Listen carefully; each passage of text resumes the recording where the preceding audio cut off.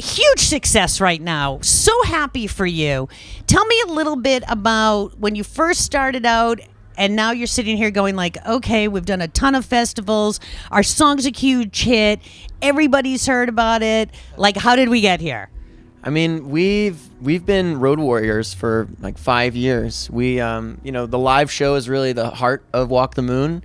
And we've just been kind of working our asses off, traveling, playing like 300 days away from home a year. It's almost nonstop, isn't it? Yeah. I mean, when sometimes you're sitting there and you're like, all I want to do is laundry. Yeah. Think that? Like, or just hot meal, or the pleasure that I get out of having a fresh load of laundry is almost obscene. Don't you think to yourself, boy, I never thought I'd really love a clean T-shirt. Yeah. I did laundry at 3 a.m. the other night. It was me. incredible.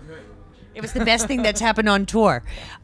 So talk to me a little bit about like where you are, your writing. Do you write on the road? Like, are you thinking about another record, or are you just like, we're just kicking it? Well, I guess we're 7 or 8 months into this record, so we still have quite a few days to go, I think. Another year? Could be. It depends on what we want to do. But we're always writing. We kind of can't help it, whether it's in sound check or backstage or at a hotel. We're always jotting down little ideas. And we wrote 50 songs for the last record, so we still have a lot of ammunition for the next one. So would you go back to those songs and maybe rework them or think about them differently, or be like, hey, for Christmas, maybe we'll put out an EP or something? Totally, yeah. I mean, there's no rules.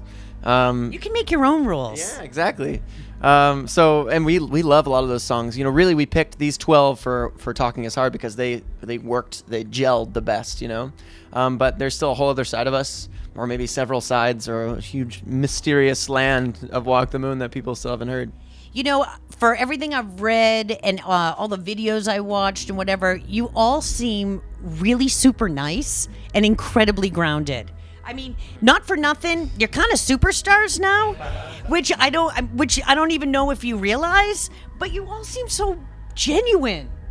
When are you getting to? It's just a really convincing When act. are you getting We've had a lot to of acting lessons. And, Really? Yeah. Is that it? Or so maybe someone did anyone give you advice, sort of like, hey, never do this, or maybe you should do that? Has anyone ever done that? The first big tour we ever went on, we were opening for a band called Fits and the Tantrums. Oh yeah. Oh yeah.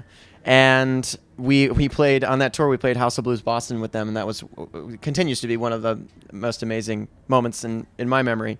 But they were so kind and they were so generous to everyone that they met, including us, and they just put us right on their level. And we considered ourselves the baby band, and that really made an impression on us. And everywhere we go, we try to treat people with that same respect. And it's so really, now, yeah. When there's a baby band opening for you, you think, remember that Fits in the Tantrums? It's good karma. Yeah, absolutely. Exactly. It's like whatever you put out always comes back. Yeah.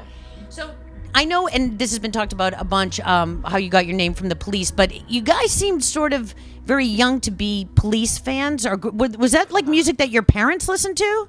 Or are you just partly older than I thought? Partly. Most of us started with our parents' record collections. What was the favorite thing out of your parents' record collection? Oh man, Boogie Oogie Oogie. Really? It was probably one of my. I had like a 45 single of it. Yeah, a lot of the. I found a Zeppelin album. It was the first Zeppelin album I found. We were like, what is this? A lot of Beatles, of course, Beatles. My mom Right. had every single Beatles album.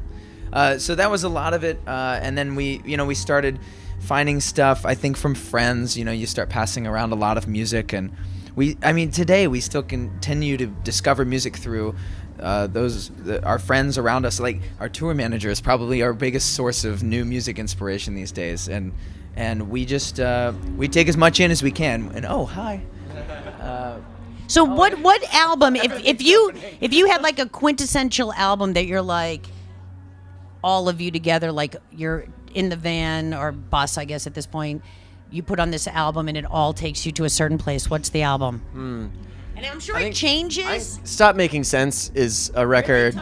Yeah, that is. I don't know if it's one that we like put on a lot, but it's one that completely changed all of us. Same as it ever was. Yeah. We reference it all the time Do too. you? I mean, we're very quick to go like, oh, like that, the way they do it in Stop Making Sense.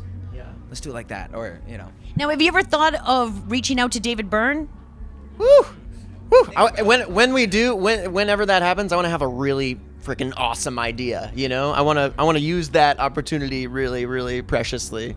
All right, I'm going to put that out there for you. Okay. Okay. It's Walk the Moon, Boston Calling, Radio BDC, brought to you by Xfinity.